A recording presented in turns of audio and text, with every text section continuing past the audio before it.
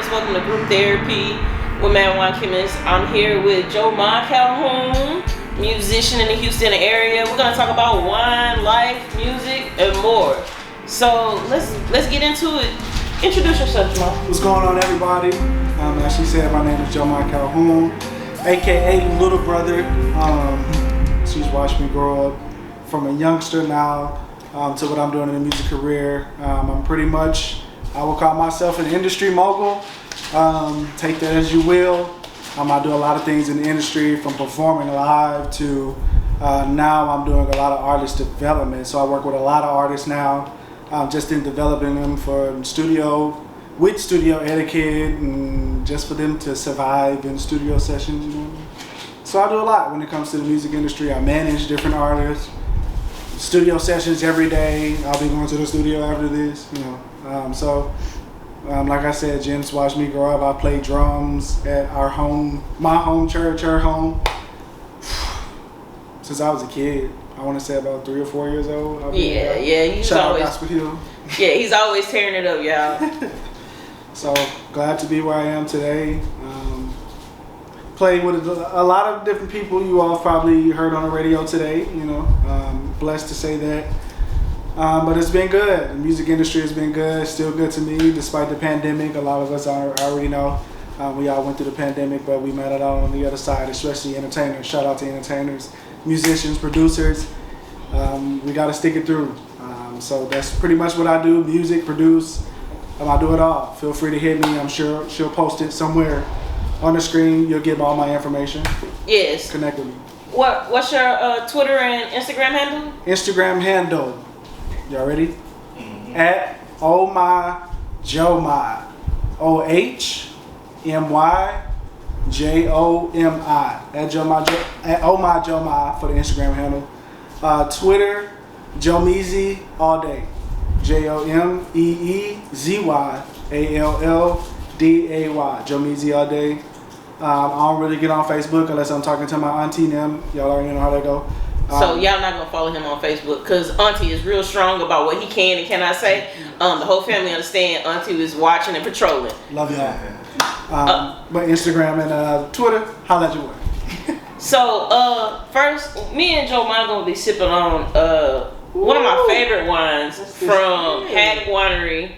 It's limited edition, 10-year aged Maidera wine. I know I messed up pronunciation of this wine up. I know I do. She gonna get mad at me. I'm sorry, Brandy. But I love this wine. It tastes like butterscotch. But this one tastes like butterscotch and oak. And it's definitely a unique wine. It's a little bit higher percentage because it's like a port wine. I believe it's 18% alcohol. Haak Winery is down in Santa Fe, Texas. I love to support Texas wine. So hit up Brandy, the wine club manager down there. They have some awesome wines. They offer tours, live music, food, everything. Definitely hit them up. This is a great wine though.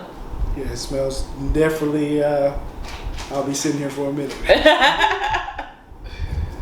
So, Jomi, tell us, like, I know you've toured with some people we've heard on the radio before, but you got any good stories about, I know one person I want to hear some stories about. But you got any good stories about the road and what it's like on the road as a musician? Traveling with well-known artists. And it's funny that you say stories because it's just so many. I mean, pick the best. Let the people know. Let me see. What can I say that I can't get sued for? I would say my best story was, and shout out to the band. You know, I'll share this story. Hopefully, y'all won't kill me later. Was our journey to South Africa. We were on our journey, and the person who she speaks of, so highly, I love her so much, is Solange. I had the opportunity to tour with Solange Knowles 2017 as an extra musician on her Seat at the Table tour, in which she won a Grammy for. And also her When I Get Home tour for 2019. I was her trombone player. So I made a lot of family on tour. I mean, the band, we were together all the time. We lived together, so it's, you know, you're just bound to make family out of people you share the same toilet with. And it was just one experience on our journey to South Africa. It just seemed like we couldn't get there. I mean, we flew to New York. We flew to Houston to New Orleans, and from New Orleans to New York. But we were in New York for about 3 days, 2 to 3 days, just trying to get to Johannesburg for Afropunk Festival. I don't know if a lot of you heard about Afropunk, but if you haven't, that is a festival you do not want to miss. I mean, just culture. Okay, I'll leave it there. Afropunk Festival. It's in a lot of different locations. The one we were attending was in Johannesburg, South Africa. So our journey was just so long because it felt like we couldn't get there until, I want to say, the day before the show. We got there. We were supposed to be there the Monday of. So we didn't arrive to Johannesburg until about Thursday, I believe, Wednesday or Thursday. It's a pretty long flight. It's about 17 hours just to get from New York to Johannesburg. And you would think, okay, now that we made it, we made it to the motherland. You know, that's the goal, to always make it to the motherland. Y'all, when I tell y'all, from the time we were there, it was so frightening. It was frightening. I mean, from the moment we pulled up, we went straight from the airport to the venue, right to Afropunk, the stage, because we had to rehearse. We had to just get prepared to give y'all the best show possible. But y'all, from the time we left the airport via van, because we had to take a van, it is Africa, y'all. It was just a frightening journey. I mean, just to see like the amount of stuff over there compared to what we have here in America, it's just a different level, y'all. And here's the funny part. When we finally made it to the Afropunk destination, we pulled up to the gate, and we sat at the gate for about 3 to 5 minutes, just because they couldn't verify our access. Y'all, we got a van full of black people looking like Americans, and they couldn't verify. So, you know, it was kind of like one of those things already, like, oh, okay, like, let's make it hard for them, right? Just because they made it their entire journey over here. I mean, we just want to have a festival and go home. And I want to say about 20 to 30 seconds shortly after they let us in the gate finally to get to our docking destination, we heard about 3 to 5 gunshots, maybe in the next street over, and we were downtown Johannesburg, South Africa.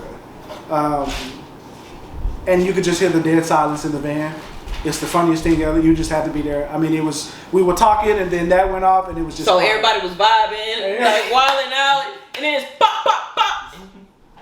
And we were like, okay, like we here. You know? Okay. So that to us, it's funny that we can just look back on it, that we like survived that. You know what I mean? And that's a story that I could just never forget. I mean, there's nothing like traveling the world and experiencing different cultures. So like when you get to see stuff with your own eyes versus watching it on TV, you know, you get a little culture shock. Facts. I remember my first time in Africa. I was deployed to Djibouti. Yes, there is a country called Djibouti. It starts with a D. Yeah, I mean, I remember walking off the plane, like I was like hyped because I was going to the motherland, you know, yeah, let's go. I get off the plane and like I remember having my backpack on and like the heat hit first and then the funk hit second. Like there's no other funk like African funk. Like I was just like, oh wow, like the air had its own smell, and then like I was there for like 7 months. And like I started to realize why that smell was there, because they like burn everything. Like they burn everything. They burn their trash, tires. It's just like this odor. But it was beautiful. So it was kind of like weird. Like it smelled bad, but it looked beautiful. Yeah, it was art. Yeah, definitely art. So you got anything else for the people? Like, come on, man. I know you got something. I know you got something to tell us. Like, you can leave names out. Let us. Come on, give us something juicy. Hey, listen. Well, like I mentioned in my intro, just to introduce you guys, I work with a lot of artists. Artist development is like one of my key things now that I see that's missing within the music industry. Just in the entertainment industry alone. I mean, it's wild. Like and I'll never throw people under the bus, right? But it's just wild to go into studio sessions and sit with different artists and just to watch how they work in studio sessions. And it's like, what are you doing? Like, what, that's like Mad Wine Chemist. That's like somebody coming in the winery. They know how to make wine, but do they know how to make wine? No, not everybody knows how to make wine. So kind of the same concept. I mean, if you want a good grade of wine, then you hire the wine chemist. If you want good music, then I mean, you just have to hire somebody that can show you the right way, at least to get to the point that you want to be. That's where I come in. With that said, with an aspiring young artist, what advice would you give them about going into the studio? How should they best be prepared? That's a really good question. How should they best be prepared? I say a lot of studying. I mean, study your favorite artists. You know what I mean? Whoever you aspire to be, watch them. See how they move, see how they do things, when they move around with team. How's their team? How do they operate when it comes down to the business, to the studio? A lot of artists now are vlogging, which is pretty cool because they give you access into their life that you wouldn't have on a personal level, but you get to see it through film, through camera. So, but vlogging offers them another stream of revenue, correct? That's true. So not only do they get to make money off their music, but they get to make money off of their vlog. Yep. That's one way that artists can kind of grab back their how do you say it, their craft, because like for so long people have said the music industry is a dirty industry. Like you don't really make that much. They're gonna give you advances, but then you're gonna lose half of it when so you would recommend them starting a vlog and just I would recommend, yes, I say that is another stream of revenue that I feel like a lot of artists miss as well. I'm actually getting into it. I'm starting a YouTube channel. I'm starting to post more because social media, it just gives you an access and it opens doors that word of mouth just won't open anymore. And it used to. A lot of stuff was, hey, check this guy, or I'm going to bring you to the studio with me so you can be my engineer. Just networking through that aspect, but social media, that's a whole nother level. So as much content as you can possibly get, do it. Show the world. Because that people want to see nowadays. So yeah, when it comes to vlogging, that's a form of content. Get it, y'all. You're giving people another access to life that they just can't have. That's not tangible. They can see it. But again, that just goes back to my point. Watch your favorite artists. I study. Just to even give a prime example, I study a lot into Wiz Khalifa. Shout out to the game. Shout out Wiz. He's as a businessman, he's just how he moves. It's almost perfect, but it's not. Because no man is perfect. But and he vlogs everything. He got a camera guy. He follows him everywhere. And he kind of shows just how he moves as an artist, as a businessman. And Wiz has so many businesses. It almost seems like he's never overwhelmed. Like it's just, you have to be extremely organized to have multiple businesses at one time. So, that's something great. Let me ask you this. How did you get in with big artists? If you have somebody out there that wanted to get into the music business and they want to be, they want to get in a band and tour, how did you get into that? And then what would you recommend for people that are looking at getting into stuff like that? That's a pretty good question. Number one key, networking. Networking? It's who you know. Just simply going to somebody's show of your musician or a musician that you follow or that you're interested in, just going to a show, hey, we're on tour, and this is just a prime example. We're on tour, we're stopping in your city. Just by you going to the show and introducing yourself, hey, I'm also a musician. want to network with you. You're a great musician. I've been following you. Here's my contact information. That person now remembers you from where they went in that city that you're in, and now every time that person comes to the city, I'm gonna just call so and so if I need anything. So now you went from just a fan now to working alongside, and eventually from working alongside to now being in the position put in place. So it's always who you know, and I live by the code. Your network is your net worth. It's who you know. Network with everybody. So, excuse me, y'all. Woo! All this talking and this wine. So, you have an album coming out soon. Can you talk about that? What fans can expect to hear on your album? Yeah, for sure. Any show dates you have coming up? Stuff like that. Shout out, man! And I recently just did the Houston 713, the Houston Appreciation Show. I'm in Sandman Studios, as y'all know. H-Town 713 Day just passed Wednesday. I think it was Wednesday. Yeah. H-Town, man.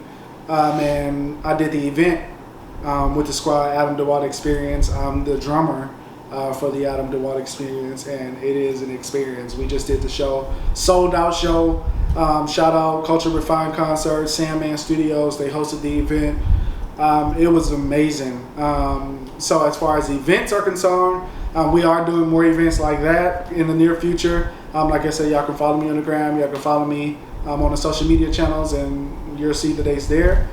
Yes, and I do have an EP coming out in August with the fellas. It's been a long time coming. I mean, we've been working on this EP for about 4 to 5 months now, and I know y'all like it all, baby, because it's artists out here that have been holding on to music for years. But yeah, we've been working on this EP for about 4 to 5 months now, and it's a real art. I mean, just from long nights, late nights, early mornings, staying in the studio all night just mixing and mastering records. Shout out Machi. He's one hell of an engineer. And he works at the Barron Collective, Barron Studios, which is one of the state-of-the-art studios here in Houston, Texas.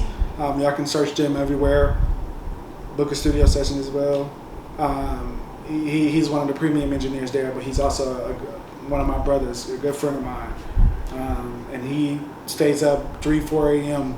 mixing and mastering records. I mean, calling me like, hey, you need to get to the studio. We got 2 records we got to mix for the EP. And then the name of the EP is a leak. The name of the EP is called The 4 Seasons. We took a more detailed dive into how we view the 4 seasons, summer, spring, fall, winter. And we kind of catered the music around that. Okay. So it's gonna be experience. So is it hip hop? Is it? Yes, hip hop, R&B. Soul.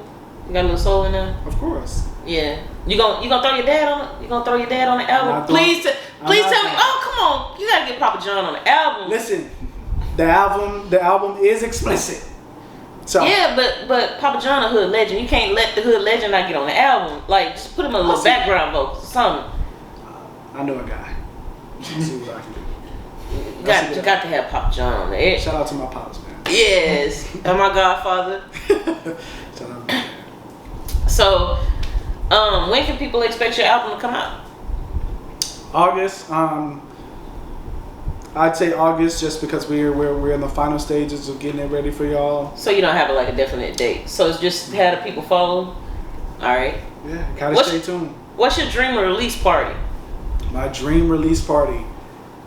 First off, sponsored by Irma Rose, because don't play. Okay? It's definitely gonna be the best of the best wine there. Frugal Fantasies on the decorations, on the decor. Shout out my sister Teresa Calhoun. She has a wonderful black-owned business by the name of Frugal Fantasies. Y'all can follow that on Instagram as well. She definitely got to turn the place out with the decor.